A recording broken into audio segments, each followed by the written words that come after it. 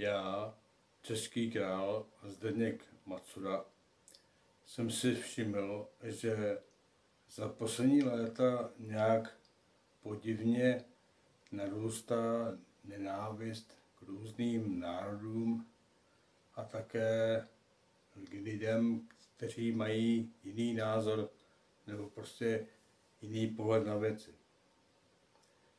A to se mi nelíbí. Já to tady nechci. Tak jsem se rozhodl, že vyhlásím následující dekret. Malá odbočka. Omlouvám se, mám trochu horší výslovnost. Měl jsem před lety takovou malou mrtvici a od té doby trochu mám horší artikulaci. Tak se omlouvám.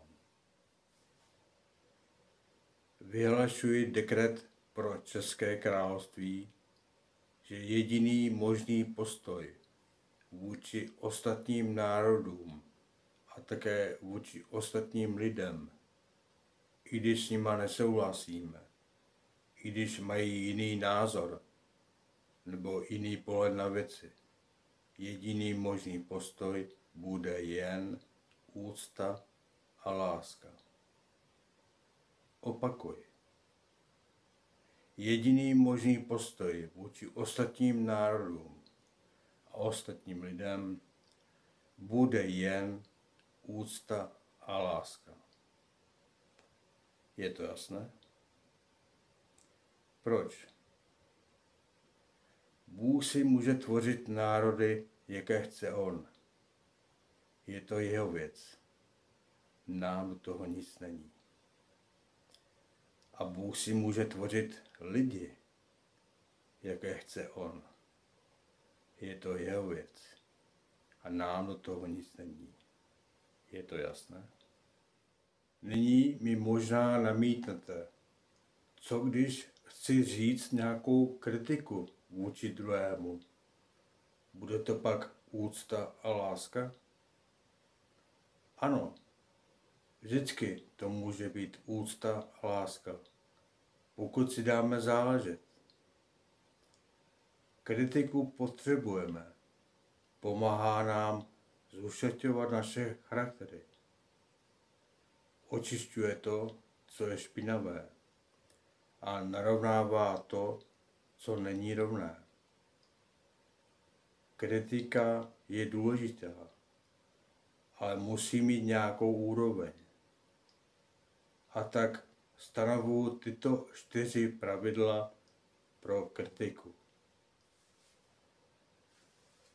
První pravidlo pro kritiku je, že naší motivací musí být láska, že to druhého miluji, ne, že ho nenávidím, že mu přeji dobro, ne zlo,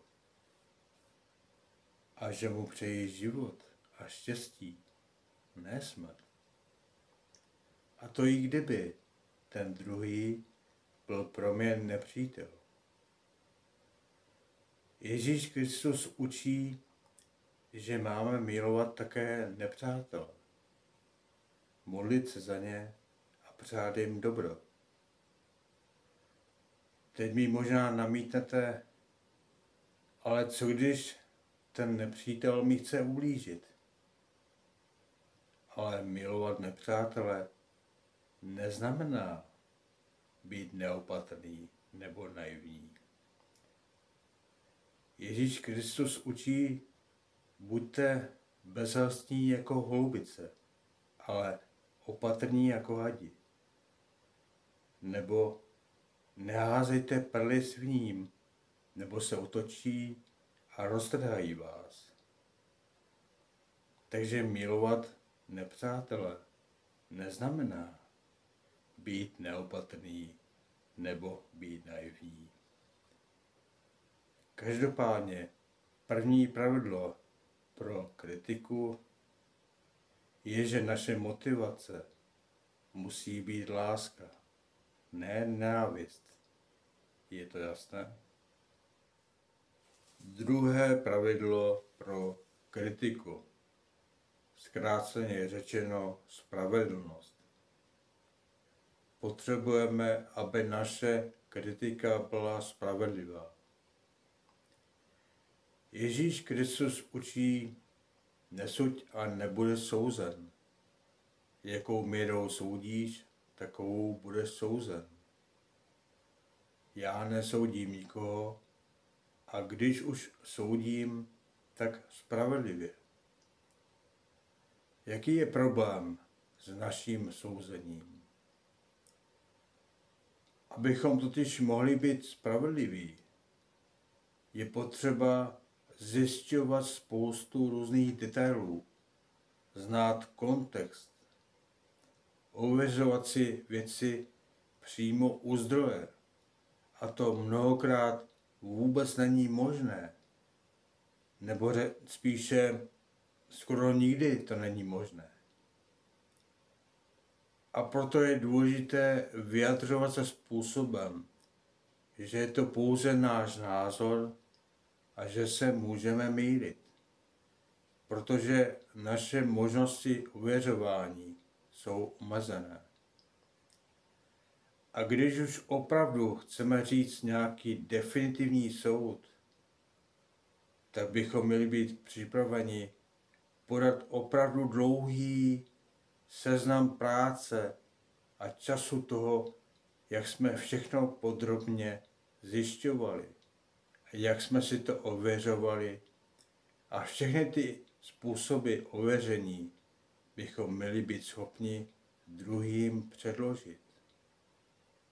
Jinak náš soud nebude spravedlivý. Je to jasné? Třetí pravidlo pro kritiku. Zkráceně řečeno, nebýt pokrytec. Dřív než vyslovím nějakou kritiku nebo nějaký soud, nejprve se podívám na sebe.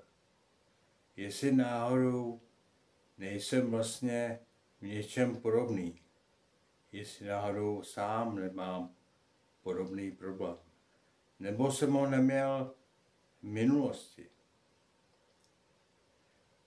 Jestliže zjistím, že vlastně někdy sám mám podobný problém, neznamená to, že nemůžu říct tu kritiku. Můžu. Ale měl bych zdůraznit, že nejsem o nic lepší. Že sám jsem měl ten problém, nebo ho stále mám. Ježíš Kristus učí: pokrytče, nejprve vytáhni trám ze svého oka a potom třísku z oka druhého. Nemůžeme jen tak říkat kritiku na druhého a nezmínit, že sami jsme měli ten problém, nebo ho máme, když takový problém jsme měli. Rozumíte? Neexistuje. Takže dříve než řeknu kritiku, podívám se nejprve na sebe. Jestli náhodou nejsem ještě horší. Je to jasné? Čtvrté pravidlo pro kritiku. Zkráceně řečeno, nejprve se snažíme daného člověka kontaktovat soukromě a potom věc řešme veřejně, pokud nepochodíme.